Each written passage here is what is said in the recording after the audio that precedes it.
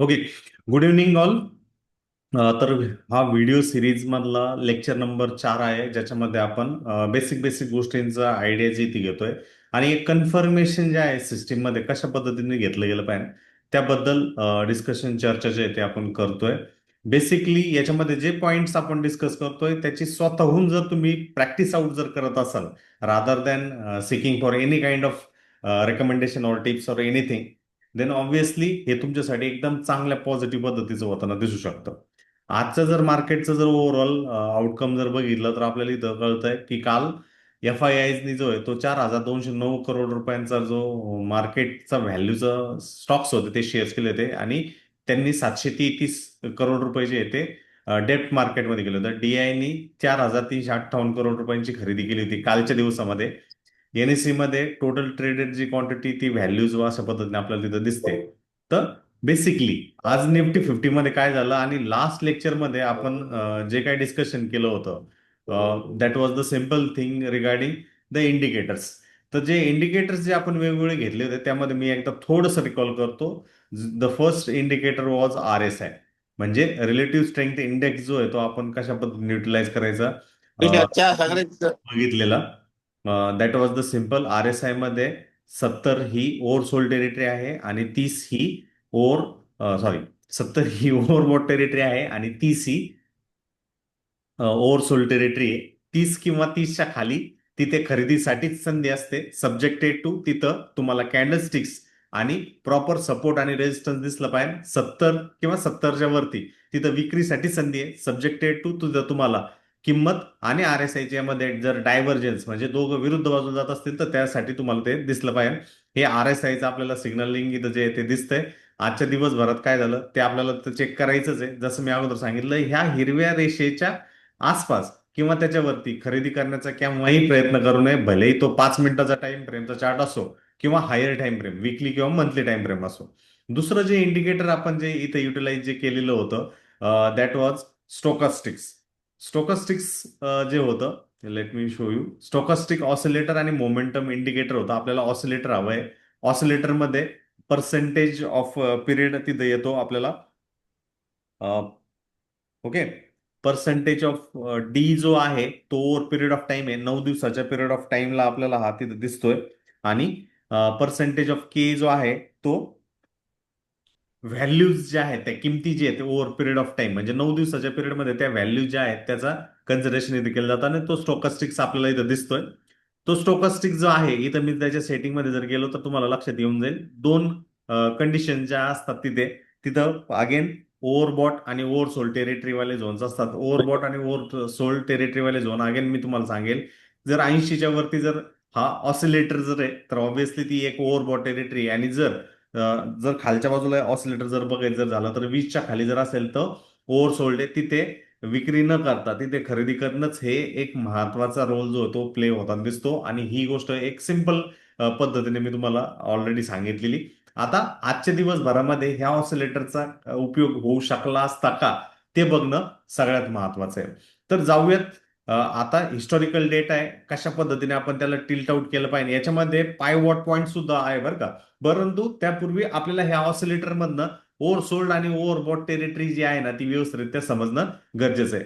तर आजच्या पहिल्या दिवसाची जी कॅन्डल जी होती ना, ऑब्व्हियसली ही पर्टिक्युलर कॅन्डल होती. आणि त्या कॅन्डलच्या वेळेस जर आपण इकडे व्हॅल्यूज जर बघितल्या तर तुम्हाला लक्षात येऊन जाईल ऑलरेडी काय झालं होतं. RSI कालच्या दिवशी काय झाला होता, कुठल्या टेरिटरीमध्ये गेलेला होता, कोण सांगेल? जर RSI ची व्हॅल्यू जर इथं जर बघितली तर ती व्हॅल्यू जी आहे ती आपल्याला 70च्या वरती दिसते आणि तिकडनं ती लुडपताना दिसते. बरोबर आहे. आता हाच एक सगळ्यात महत्वाचा पॉइंट आहे का जिकडं आपण कन्फर्मेशन दिलं गेलं पाहिजे. त्याच वेळेस जर स्टॉकस्टिक बघितला तर ऑलरेडी तो 80च्या आसपास होता किंवा वरती होता आणि तिथे एक हायर हायच्या हिशोबाने गोष्ट जी आहे ती क्रिएट होताना दिसत होती. आता मी थोडस स्पेसिफिकली झूम इन करतोय. आता मला एक गोष्ट सांगा, ज्यावेळेस कालचा जो हाय जो होता तो ऑलमोस्ट 25,231चा होता आणि आजचा जो हाय जो आहे तो 25,244चा आहे. मात्र डिफरन्स 13 पॉईंटचा आहे. इथं मी याला झूम इन करतो म्हणजे मला एक स्पेसिफिक गोष्ट जी आहे ती लक्षात येऊन जाईल, जी बाकीच्या लोकांना जे आहे ती येते की नाही. बट त्यामध्ये मला ह्या स्पेसिफिकली ह्या पर्टिक्युलर पॉइंट्सला अंडरस्टँड इथं करायचं आहे. मी इथं अंडरस्टँड करण्यासाठी त्याला झूम इन केलंय. ही आजची गॅप अप वाली व्हॅल्यू आहे आणि ही कालची हाय व्हॅल्यू आहे. आता याला पॉइंट आउट डिक्टेट करण्याकरता हा आजचा जो हाय जो आहे ना, तिथं मी हॉरिझॉन्टल लाईन काढली आहे 244. येस, नाही आली ती इथे 244 ला. आणि सेकंड कालचा जो हाय जो होता 233 किंवा 232चा, तिथं मी हे करतोय. आणि जर तुम्ही त्यावेळेस जर व्यवस्थितरित्या जर बघू शकत असाल, let me show you here also.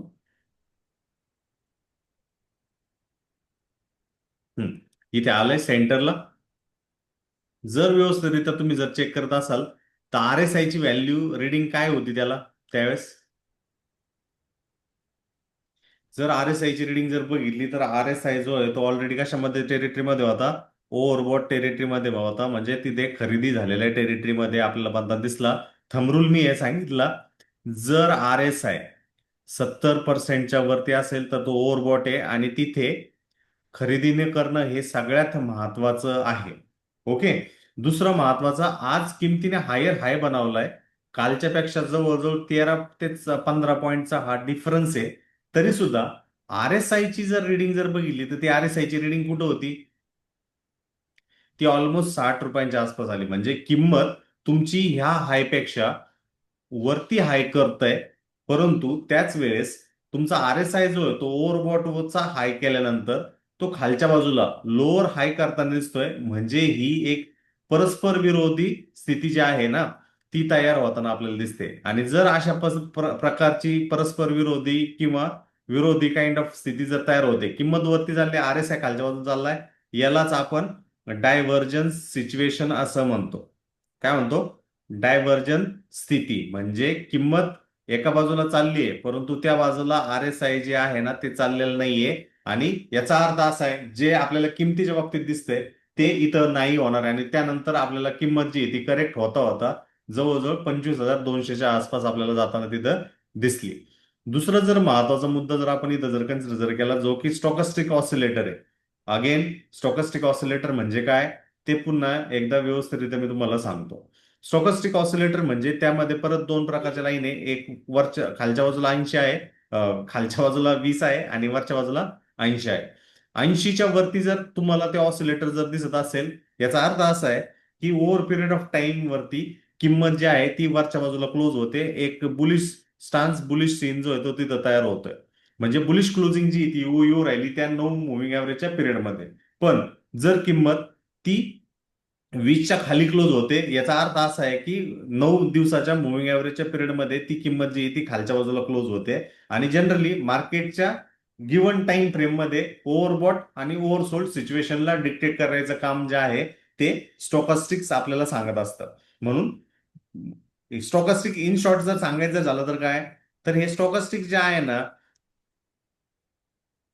Generally प्राइसच्या स्विंग्सला आपल्याला ते सांगत असतात. आणि त्या स्विंग्स काय आहे की प्राइसची जी क्लोजिंग जी झाली आहे त्या हाय आणि लोच्या मध्ये विथ रिस्पेक्ट टू, जर समजा प्राइसची किमतीची क्लोजिंग इथं झाली तर ते स्टॉकस्टिकचा हाय आणि लो जो आहे त्याच्या इन बिटवीन ती प्राइस बेरिश साईडमध्ये आहे का का बुलिश साईडमध्ये आहे, याच्याबद्दलचं मार्गदर्शन करायचं काम जे आहे हे इंडिकेटर, एक लॅगिंग इंडिकेटर ते आपल्याला ते सांगत असतं. म्हणून हे एक रिलेशनशिप आहे मोस्ट रिसेंट क्लोजिंग प्राइस आणि टोटल प्राइस रेंजच्या विथ रिस्पेक्ट टू. आणि त्यावरनं आपल्याला लक्षात येतं की ती किंमत बेरिश आहे का बुलिश आहे. That is the simple law of that.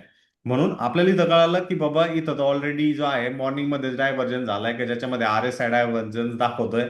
आणि त्याबरोबरच जो स्टॉकस्टिक जो आहे तो ऑलरेडी 80 किंवा 80 पेक्षा वरच्या लेवलला होता. आणि ही गोष्ट जी आहे ती आपल्याला तिथं समजत होती. आणि जर याला व्यवस्थितरित्या आपण इथं जर बघितलं त्या सिच्युएशनला जर चेक जर केलं 5 मिनिट टाइम फ्रेमच्या चार्टमध्ये, तुम्हाला तिथं व्यवस्थितरित्या समजून येईल की इथं ऑलरेडी किंमत जी आहे एक हायर हाय करत होती, बट आर एस आय जो आहे एक लोअर हाय तिथं क्रिएट करताना दिसत होतं. म्हणजे ह्या आर एस आयच्या फॅक्टरमध्ये हा ट्रेड जो आहे तो पास झाला. दुसरं महत्वाचं, खाली जर स्टॉकस्टिक ऑसिलेटर मध्ये बघितलं तर तो सुद्धा एक यू टर्न घेताना दिसतो. आणि लेटेस्ट जो छोटा मुव्हिंग ऍव्हरेज आहे, हायर मुव्हिंग ऍव्हरेज त्याच्या खाली क्लोज करताना दिसतोय. म्हणजे एक डायव्हर्जन जो आहे तो आपल्याला इथं क्रिएट जनरली होताना दिसला. त्यानंतर थोड्या वेळा करता तो त्याच्या 20च्या इव्हन खाली सुद्धा आला. त्यावेळेस मध्ये आपल्याला थोडासा नॉर्मल जो आहे तो पुलबॅक जनरली क्रिएट होताना दिसला. आणि जर तुम्ही त्या RSIच्या डायव्हर्जन्सला जर चेक केला असेल तर ऑटोमॅटिकली तो एक आपल्याला अगेन रेग्युलर डायव्हर्जनच्या हिशोबाने दाखवत होता. इन बिटवीन स्टॉकास्टिक जो आहे थोडासा कूल ऑफ होऊन खालच्या बाजूला जनरली टिकत होता. म्हणजे प्राइसचं बिहेवियर जे जनरली इथे होतं ते डाऊन साईडला होतं. ह्या दोन गोष्टी आपण इथे लक्षात ठेवण्यासारख्या आहे. दुसरं, याच्यामध्ये एक ऍडिशनल कन्फर्मेशन जर आपण इथे व्यवस्थितरित्या जर वापरायचं असेल, बघायचं असेल, तर त्यामध्ये काय येते?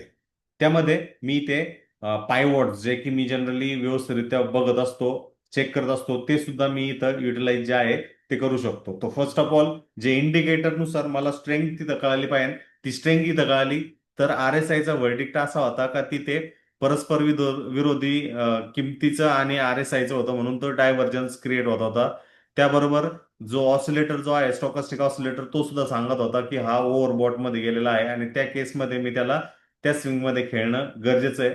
दुसरं जे ऍडिशनल महत्वाचा मुद्दा इथं लक्षात ठेवण्यासारखा आहे तो म्हणजे पायवॉट्सचा. जर या पायवॉट्सला व्यवस्थितरित्या जर तुम्ही ऑब्झर्व करत असाल ट्रेंडच्या विथ रिस्पेक्ट टू, तर ओव्हरऑल मार्केट जे आहे एक करेक्शनच्या फेजमध्ये आता सध्या आपल्याला चालताना दिसतंय.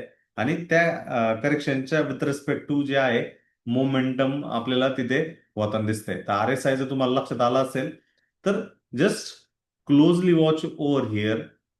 जो प्रिव्हियस डेचा जो हाय जो होता किंवा पाठीमागील आठवड्याचा जो हाय जो होता तो ऑलमोस्ट 244च्या आसपास होता. आजच्या दिवसाचा जो पायवॉट जो प्लेस जो होता तो इथं पीपीच्या माध्यमातून 25,179च्या आसपास आपल्याला बनताना दिसतोय. आणि त्याला एक रिटेस्ट झाल्यानंतर प्राइस जी ती फॉल आपल्याला लास्ट म्हणजे स्पीडअप करताना आपल्याला दिसते. त्या केसमध्ये S1 जो आहे तो सपोर्ट असू शकतो. इव्हन इथं आपल्याला कळतं की इथं मार्केटने काल सपोर्ट घेतला होता, बट तिथे एक मोठी कॅन्डल आली आणि ते कंटिन्युएशन होत होत जवळजवळ आपण आजच्या इंट्राडे S2च्या हिशोबाने जाताना दिसलो. हे का बरं होतं? कारण आपल्याला सगळ्यात अगोदर RSI क्लिअरली सांगत होता की बॉस, आय एम ओव्हरबॉट. त्या ओव्हरबॉटच्या सिच्युएशनमध्ये एक चांगली ऑपॉर्च्युनिटी आपल्यासाठी दुसरी आहे. दुसरं, आपल्याला स्टॉकास्टिक सुद्धा ते सांगत होता आणि फर्स्ट 5 मिनिटची कॅन्डल सुद्धा हिंट आउट आपल्याला करत होती की इथे एक प्रिव्हियस डेचा किंवा पाठीमागील आठवड्याच्या हायपासनं जे आहे जिथनं प्राइसने एक चांगल्या प्रकारची रिजेक्शन इथं जर तुम्हाला दिसत असेल तर एक रिजेक्शन केलेली होती आणि त्याच पर्टिक्युलर पॉईंटच्या आसपास प्राइस येताना आपल्याला तिथं दिसत होती. And that all was done in the just 5 minute time frame. एक अंडरस्टँडिंग साठी मी एक्सप्लेनेशन जे आहे ते 5 मिनिटाच्या टाइम फ्रेम मध्ये मी तुम्हाला सांगितलंय. आता मला थोडंसं हायर कॅल्क्युलेशन जे 30 मिनिट टाइम फ्रेम मध्ये करायचंय, म्हणून मी 30 मिनिटाच्या टाइम फ्रेम मध्ये याला स्विच ऑन करतोय. जर मी 30 मिनिटाच्या टाइम फ्रेम मध्ये स्विच ऑन करतोय तर फर्स्ट ऑफ ऑल जे चार्ट मध्ये मला बघायचंय तिथं सगळ्यात महत्वाचं बघणं हे आहे की पाठीमागचे प्राइस स्विंग्स कुठे आहेत.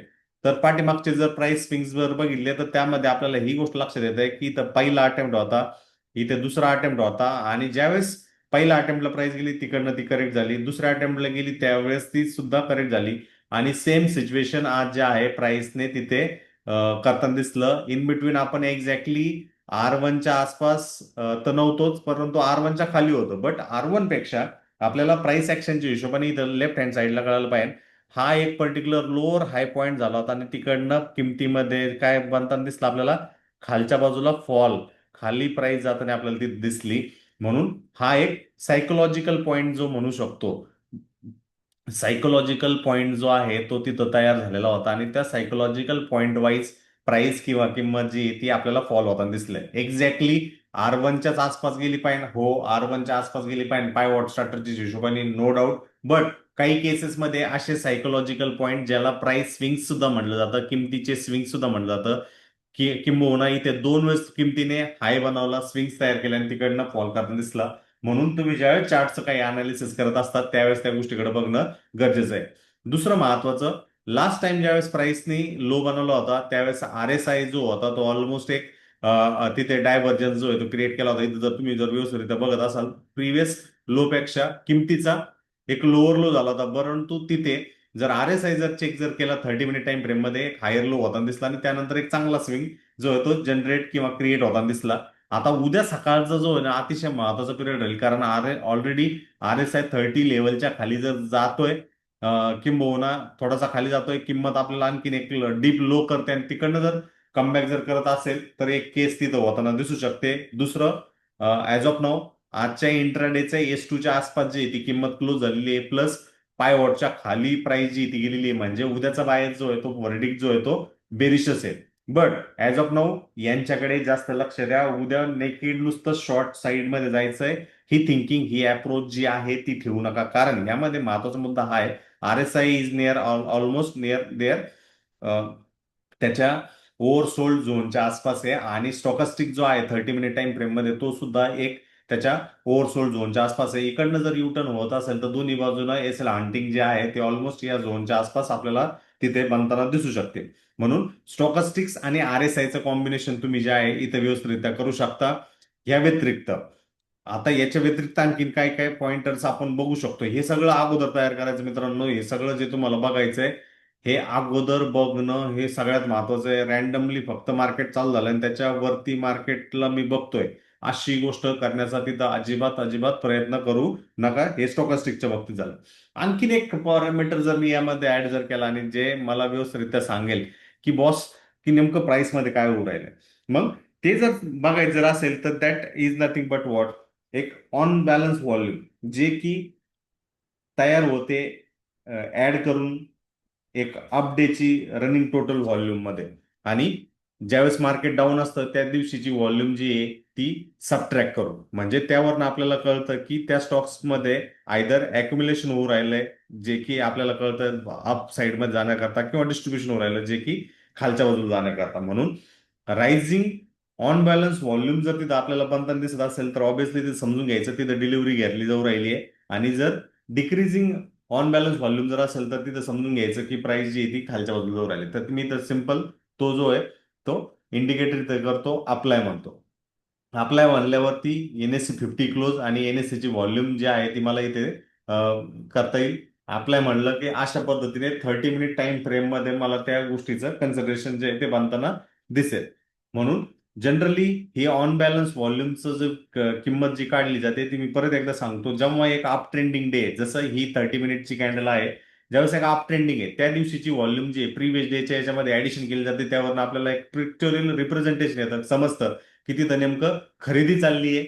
आणि ज्या दिवशी मार्केट जे खाली येत आहे त्या दिवशी प्रिव्हियस डेच्या व्हॉल्यूम मधनं त्या दिवसाची व्हॉल्यूम जी आहे ती मायनस केली जाते. ते ऑन बॅलन्स व्हॉल्यूम जे आहे ते आपल्याला सांगत असतं. आता या इंडिकेटरची रिडिंग काय, जर आपल्याला कळतंय एक ट्रेंड तिथं कन्फर्म झालाय, जसं ह्या पर्टिक्युलर केसमध्ये आपल्याला कळतंय की एक हाय झाल्यानंतर एक व्हॉल्यूम क्रिएट झाल्यानंतर जी ती फॉल आपल्याला होताना दिसतंय, म्हणजे तिथं काय होतंय डिस्ट्रीब्युशन चालू आहे आणि त्यानंतर ट्रेंड जो तिथं क्रिएट जो होतोय तो एक डाऊन साइड मध्ये आपल्याला क्रिएट होताना दिसतोय. इथं जर खाली बॉटमला जर तुम्ही जर व्यवस्थितरित्या जर चेक जर करत असाल तर ऑलमोस्ट त्याच्या सेल टेरिटरीमध्ये सेल झोनमध्ये गेल्यानंतर पुन्हा एकदा प्राइस किंवा ऑन बॅलन्स व्हॉल्यूम जी ती वाढायला आपल्याला सुरुवात होते. आणि त्यावेळेस आपण बघू शकतो किंमत जी ती आपल्याला वाढताना दिसते. म्हणून या गोष्टीकडे लक्ष ठेवणं गरजेचं आहे. जेव्हा केव्हा आपल्याला प्राइसचा ट्रेंड इथे लक्षात येतोय त्यावेळेस सपोर्टिव्ह व्हॉल्यूम आहे का, म्हणजे इथे जर ट्रेंड खालच्या बाजूला जर चाललाय त्यावेळेस आपल्याला व्हॉल्यूम सुद्धा एक सेलिंग साईडलाच दाखवते का ह्याकडे लक्ष ठेवणं गरजेचं आहे. किंवा त्या व्हॉल्यूमचा ट्रेंड सुद्धा खालच्या बाजूला चाललाय का ते बघा, म्हणजे आपल्याला एक डबल कन्फर्मेशन जे आहे त्या ऑन बॅलन्स व्हॉल्यूम वरनं तिथं लक्षात येईल. जसं इथं जर बघितलं किंमत जी ती वरच्या बाजूला चालली आहे, परंतु ऑन बॅलन्स व्हॉल्यूम जे आहे ती रेड कंडिशन मध्येच आपल्याला दिसते. रेड कोडच आपल्याला ते लाईन चार्ट आपल्याला दाखवतोय. याचा अर्थ असा आहे की तिथं अॅक्युम्युलेशन ऐवजी डिस्ट्रीब्युशन चाललंय आणि हे जे आहे ते रिझ्यूम होण्याचे चान्सेस जे आहे ते सगळ्यात तिथं जास्त राहणार आहेत. म्हणून जेव्हा केव्हा ऑन बॅलन्स व्हॅल्यू जी आहे ती कन्सर्न डायरेक्ट किमतीच्या दिशेमध्ये वाढते, जसे वाढते तर त्यावेळेस तिचा ग्रीन कलर होतोय, तर ऑटोमॅटिकली एक चांगल्या पद्धतीने मूव्ह जनरली होताना दिसतंय. आणि त्याबरोबरच ह्या on balance volume OBV short form मध्ये म्हटलं जातं. याचा फायदा काय आहे? याचा फायदा हा आहे की बाकीच्या इंडिकेटर सारखा हा लॅगिंग इंडिकेटर नाहीये, हा एक लिडिंग इंडिकेटर आहे. कारण मार्केटमध्ये जे काही रिअल टाइम ट्रान्झॅक्शन होऊ राहिलेत त्याचं रिप्रेझेंटेशन जे आहे हे ऑन बॅलन्स व्हॉल्यूम करताना आपल्याला दिसतं. म्हणून काही काही केसेसमध्ये जर आपल्याला ऑन बॅलन्स व्हॉल्यूम मध्ये राईज होताना तिथं वाढताना दिसते तर ते आपल्याला इंडिकेट करतं की बाबा इथं स्मार्ट मनीने जे त्यांच्या पोझिशन्स बनवलेल्या आहेत आणि तिकडनं आता किमती ज्या आहेत ते वाढण्यासाठी किंवा शूटअप होण्यासाठी त्या तयार राहणार आहेत. म्हणून ह्या गोष्टीकडे आपण अंडरस्टँडिंग करणं गरजेचं आहे. म्हणून जेव्हा ऑन बॅलन्स व्हॉल्यूम केव्हा वापरायची, ऑन बॅलन्स व्हॉल्यूम केव्हा वापरायची, त्याचा अर्थ असा आहे की जेव्हा केव्हा तुम्हाला इथं आता आज सकाळी जो 9:15 जो ट्रेडर जो असेल, जो की काय ब्रेकआउटसाठी वाट बघतोय, ब्रेकआउट ट्रेडर आहे, तर तो ब्रेकआउट ट्रेडरने काय केलं असतं, सिंपल आजचा जो मॉर्निंगचा जो हाय होता, तो हाय ह्या पर्टिक्युलर पॉईंटच्या वरती जर व्यवस्थितरित्या सस्टेन राहिला असता 30 मिनिट टाइम फ्रेमच्या हिशोबाने, तर तो ब्रेकआउट कन्फर्म होता आणि त्या केसमध्ये नेक्स्ट ऑन बॅलन्स व्हॉल्यूमचे जे झोन जे आहेत की जे की लोअर हायवाले झोन्स आहेत, त्या झोनच्या हिशोबाने त्या दिशेमध्ये तो गेला असता. बट इंडिकेटर्स मध्ये जर तुम्ही इथं जर गेलात आणि इथं पर्टिक्युलर हा पॉइंट जर चेक जर केला मॉर्निंग मध्ये, ही पॉइंट तर आपल्याला निघताना पाहिजे नव्हता, जो की 4.23 आसपास आहे. तो न निघता की ऑन बॅलन्स व्हॉल्यूम जी आहे थोडासा हाय बनवला आणि प्रिव्हियस लोअर हायच्या खाली जे आहे ते डिक्लाइन करताना दिसली, म्हणजे ही एक सेलिंगची पोझिशन आहे आणि त्या सेलिंगच्या हिशोबाने आपल्याला गोष्ट तिथे क्रिएशन जे आहे ती होताना तिथे दिसले. ऑन बॅलन्स व्हॉल्यूम बद्दल माहिती कळली असेल तर चॅट बॉक्स मध्ये हो म्हणून रिप्लाय करा.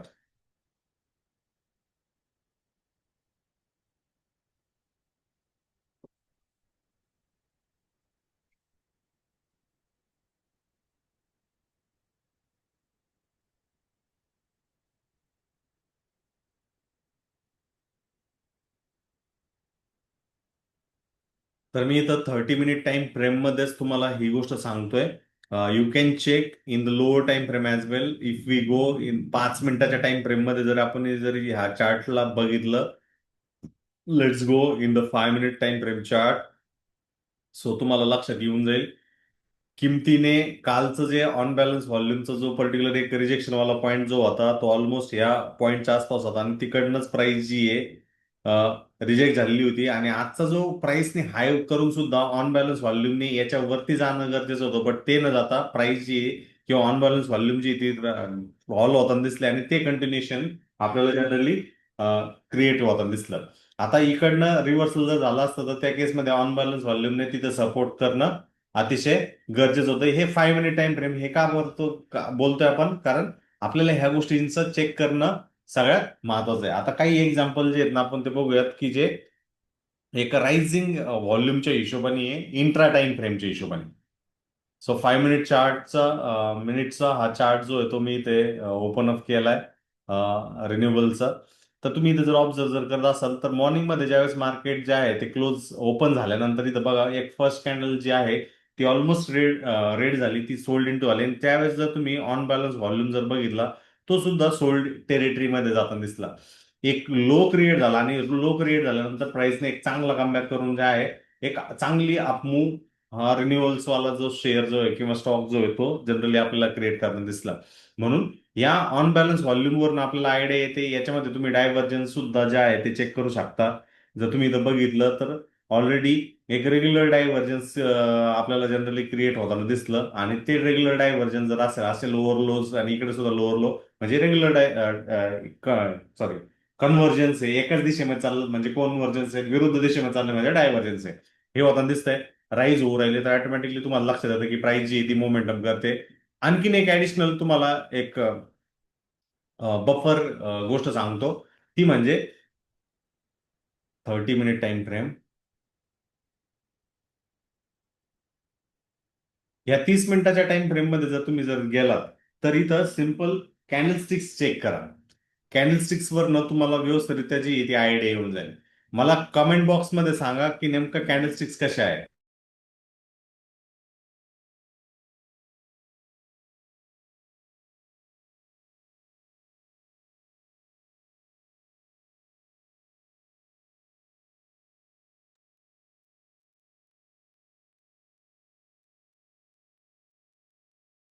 Yes, correct.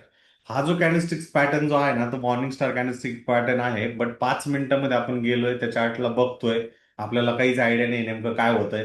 त्यामध्ये सुद्धा काही गोष्टी व्यवस्थितरित्या जर समजत नसेल तर obviously there is nothing to worry. But obviously जर आपण 5 मिनिटांमध्ये जातो आणि 5 मिनिटांमध्ये जर चार्ट पॅटर्नला जर चेक करतो तर इथे एक सिम्पलचा एक पोल अँड पेनंट जो आहे तो 5 मिनिट्स मध्ये आपल्याला जनरली क्रिएट होताना तिथं दिसतोय. दुसरा जर महत्वाचा मुद्दा जर बघायचा झाला तर 30 मिनिटांमध्ये गेल्यावर जो की तुम्हाला सुद्धा माहिती आहे, एक त्याला पॅटर्नला म्हणलं जातं मॉर्निंग स्टार, ज्यामध्ये एक रेड रेड कॅन्डल ज्या आहेत त्या होत आहेत, आय गेस 60 मिनिट्स मध्ये जाऊयात. 60 मिनिट्स मध्ये आपल्याला ना, नॉट इन 60 मिनिट, 30 मिनिट्स मध्येच आहे. एक रेड कॅन्डल आहे, त्यावेळेस ऑन बॅलन्स व्हॉल्यूम सुद्धा कमी होते, कमी होते, कमी होते. आणि त्यानंतर जर तुम्ही इथं जर चेक केलं, नेक्स्ट कॅन्डल जी आहे ती याच्या खाली ओपन होऊन एक लो बनवून पुन्हा वरच्या बाजूला क्लोज करते. नेक्स्ट कॅन्डलचा open is equal to low आहे, गॅपअप होतो आणि त्या पर्टिक्युलर कॅन्डलच्या हाय वरती क्लोज होते. म्हणजे एक अप ट्रेंड आहे. त्या अप ट्रेंड मध्ये तुम्ही त्याला स्पॉट ऑन करणं सुद्धा गरजेचं आहे. त्याला एक कन्फर्मेशन फॅक्टर म्हणजे ऑन बॅलन्स व्हॉल्यूम सुद्धा जे आहे तुम्ही तिथं ऍड करू शकता. अशा पद्धतीने तुमच्या ज्या ट्रिक्स ज्या आहेत त्या तयार होणं सगळ्यात महत्वाचं आहे. म्हणजेच फक्त ऑन बॅलन्स व्हॉल्यूमच्या हिशोबाने मी कन्सिडर करत नाहीये. I am considering with RSI, जे की मला मार्केटची जी कंडिशन जी आहे ओव्हरबॉट आणि ओव्हरसोल्ड ते मला लक्षात आलं पाहिजे. आणि त्याबरोबरच स्टोकास्टिक्स जो आहे, स्टॉकस्टिक्स ऑसिलेटर, तो सुद्धा मला तिथं दिसला पाहिजे. कारण त्यावरनं सुद्धा मला जी मार्केटची पोझिशनिंग जी आहे ती लक्षात येऊन जाईल. आणि तुम्ही जर व्यवस्थितरित्या जर इथं भलेही 30 मिनिट टाइम फ्रेम मध्ये जर चेक जर करत असाल, तर RSI काय इंडिकेट करत होता? RSI वॉज इंडिकेटिंग की किंमत जी आहे ती ओव्हर सोल्ड टेरिटरीमध्ये गेली आहे. ऍज वेल ऍज स्टोकास्टिक सुद्धा सांगत होता की तो आता ओव्हर सोल्ड टेरिटरीमध्ये आहे. आणि त्याचबरोबर ऑन बॅलन्स व्हॉल्यूम जी आहे ती फर्स्ट ऑफ ऑल तुम्ही इथं जर बघितलं व्यवस्थित रेकग्नाइज जर करत असाल, लेट मी शो यू. ही जी ऑन बॅलन्स व्हॉल्यूम वाली जी गाडी आहे, सगळ्यात अगोदर तुम्हाला इंडिकेट करणार.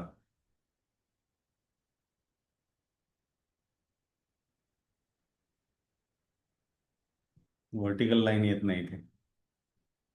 हे जे आहे ते इथं तुम्हाला लक्षात येतं ह्या कॅन्डलच्या क्लोजिंगच्या वेळेसच की इथे नेमकं काय होतंय.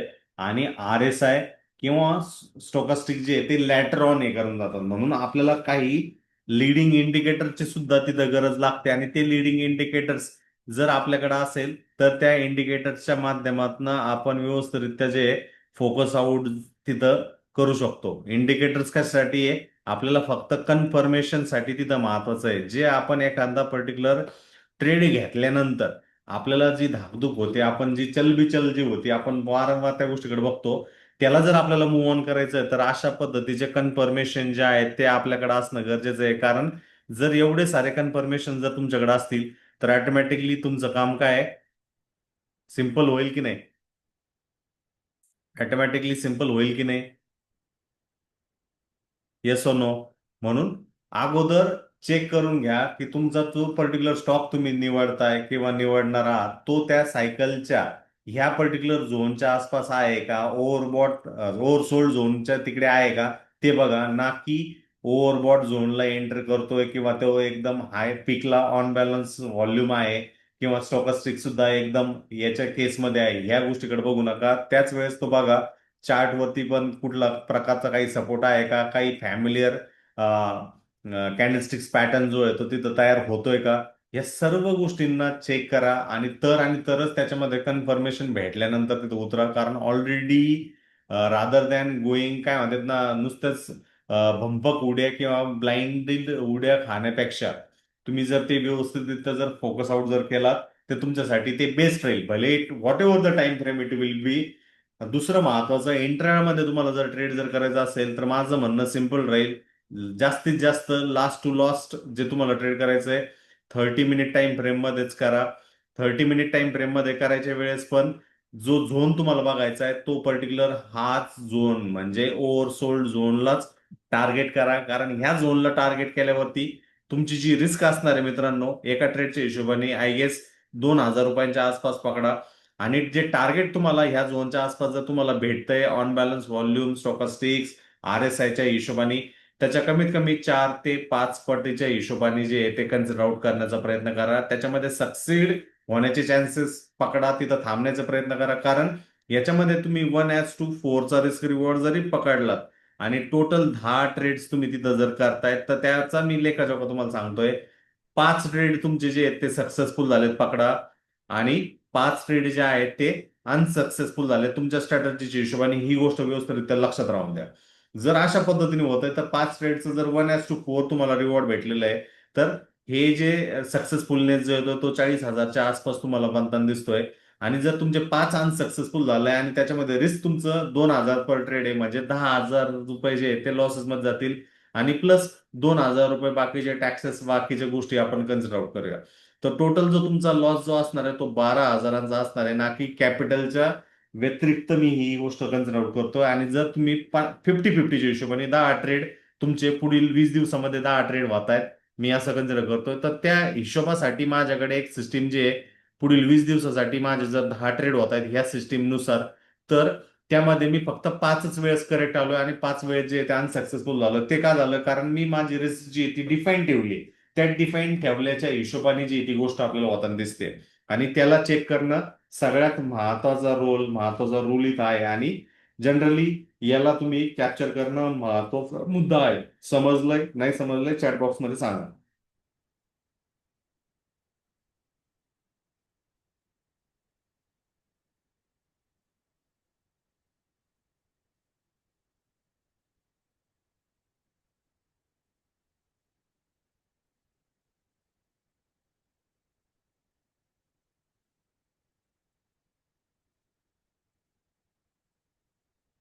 बाकीच्या लोकांना समजलंय नाही समजलंय, प्लीज त्या चॅटबॉक्स मध्ये जाऊन तिथं मेसेज टाईप करा येस नो म्हणून.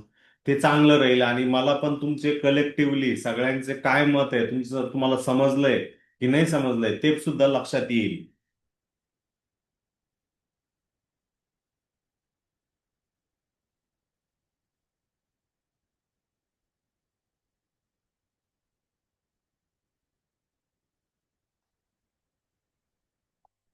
2 मेसेज आलेत, आणखीन 5 messages.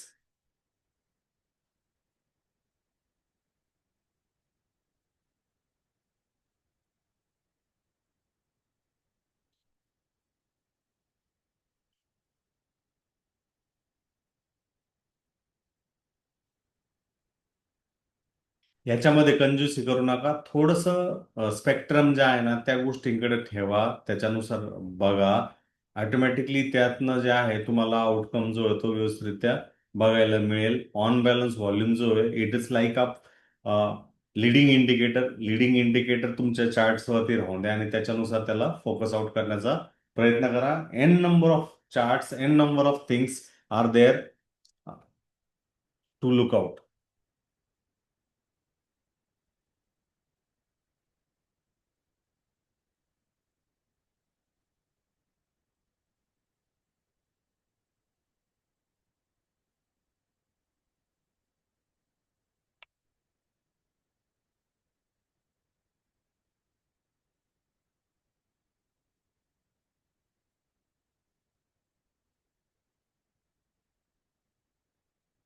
Okay.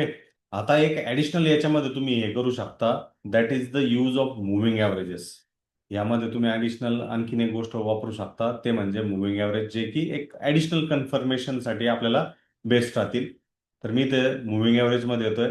Triangular moving average म्हणून असं मी कन्सिडर करतो. तुमच्या टर्मिनलमध्ये तुम्हाला यूज भेटून जाईल. Let me show you the moving averages. Moving averages घ्यायचे. मुव्हिंग ॲव्हरेज मध्ये किती आहेत बघूयात. 5च आहे. आपल्याला 3 पाहिजे.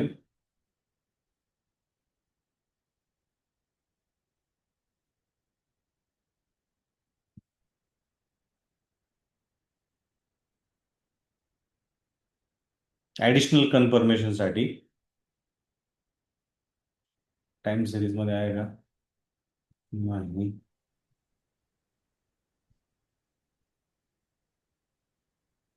विद्या मुव्हिंग ॲव्हरेज मध्ये काय आहे? नाही.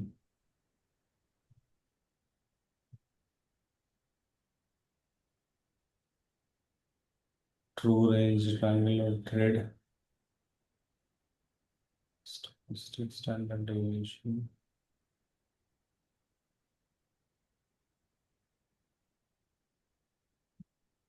स्टँडर्ड डेविएशन काय आहे?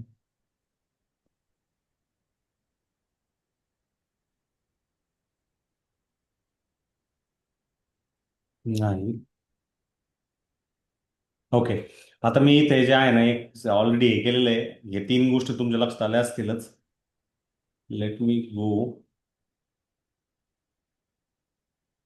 Load template. हा, इथं मुव्हिंग ॲव्हरेज जे आहे ते येऊन जातील मला. तीन मुव्हिंग ऍव्हरेज आहे, 5, 10 आणि 20 एक्सपोनेन्शियल मुव्हिंग ऍव्हरेज आहेत. याच्यामध्ये जो महत्वाचा पॉइंटर जो लक्षात ठेवण्यासारखा आहे, जो तुम्ही हमेशा चेक करा, तो म्हणजे एक सिंगल पॉइंटला जर सगळे मुव्हिंग ऍव्हरेजेस जर येत असतील, एका सिंगल पॉइंटला, आता हे कॅन्डल्स मला दिसत आहेत, मी वीकली स्केलमध्ये आणि सिम्पल हे मुव्हिंग ऍव्हरेजेस ऑन करतोय. जो जवळचा जो आहे तो लोअर टाइम फ्रेमचा मुव्हिंग ऍव्हरेज, जो की 5 एक्सपोनेन्शियल मुव्हिंग ऍव्हरेज, हा निळ्यावाला 10 आहे आणि हा जो आहे सॉरी, हा 20 मुव्हिंग ऍव्हरेज आहे. हे तिन्ही जर मुव्हिंग ऍव्हरेजेस एका लाईनच्या तिथं ठिकाणी जर असं इंटरसेक्ट होतात, तिथं जर तुम्ही जर बघितलं व्यवस्थितरित्या, हा पर्टिक्युलर पॉइंट जो आहे, हा पॉइंट जो आहे, तिन्ही मुव्हिंग ऍव्हरेज एकाच ठिकाणी क्रॉसओव्हर होत आहेत आणि त्यांचा कल कुठल्या बाजूला आहे, वरच्या बाजूला जर होऊ राहिलं, तर that is the additional confirmation higher time frame wise. ते मोमेंटम जे आहे ते वरच्या बाजूलाच आपल्याला तिथं जाताना बनताना जे आहे ते दिसू शकतं. त्या गोष्टीकडे लक्ष द्या. दुसरं याच्यामध्ये जे पॉइंटर लक्षात ठेवण्यासारखं आहे, तो म्हणजे RSI, relative strength index. RSI ला जर तुम्ही व्यवस्थित जर चेक करत असाल, तर तुम्हाला इथं काय दिसतंय, किंमत जी आहे ह्या हायर लो पेक्षा एक हायर लो जो आहे तो आपल्याला बनताना दिसतोय कम्पेरेटिव्हली इकडे. बरोबर. इथं जर तुम्ही बघितलं, तर हा जो होता हा एक हायर लो होता आणि त्यानंतर पुन्हा एक हायर लो होता दिसला, म्हणजे किंमत सुद्धा सेम दिशेमध्ये आणि इंडिकेटर सुद्धा सेम दिशेमध्ये, म्हणजे डायव्हर्जन्स आहे. आणि प्लस हे जर तीन exponential moving average, ultra short term, medium term आणि थोडस अल्ट्रा मीडियम टर्मचे मुव्हिंग ॲव्हरेज जर एका पॉइंटला जर जात आहे, तर ऑटोमॅटिकली तिकडनं एक स्ट्रॉंगर मोमेंटम जे आहे ते आपल्याला बनताना तिथं दिसतं. इथं जर तुम्ही जर व्यवस्थित जर चेक जर केला, तर तुम्हाला ऑटोमॅटिकली लक्षात येऊन जाईल, लोअर टाइम फ्रेम मध्ये तो जो तिन्ही मुव्हिंग ॲव्हरेजचा जो क्रॉस ओव्हर जो आहे तो आपल्याला बनताना दिसेल आणि तिकडनं एक स्ट्रॉंगर मोमेंटम जे 14,528 ची मोमेंटम ऑलमोस्ट 17,000च्या दिशेमध्ये जाताना तिथे दिसते. म्हणजे ही गोष्ट आहे. प्लस RSI जर बघितला थ्रू आउट द सेशन, तो काय शायडीनेस मध्ये करताना दिसतोय आपल्याला, वरच्या वरच्या बाजूला तिथं जाताना तिथं दिसतोय. हे एक महत्वाचा पॉइंटर आहे, त्याकडे लक्ष ठेवणं गरजेचं आहे. And that is the overall thing to understand over here. आता टायमर जो आहे 40 मिनिटाचा संपतोय. परत मी लिंक जी आहे पाठवेल आणि त्या लिंकद्वारे परत रिजॉईन करा. थँक्यू.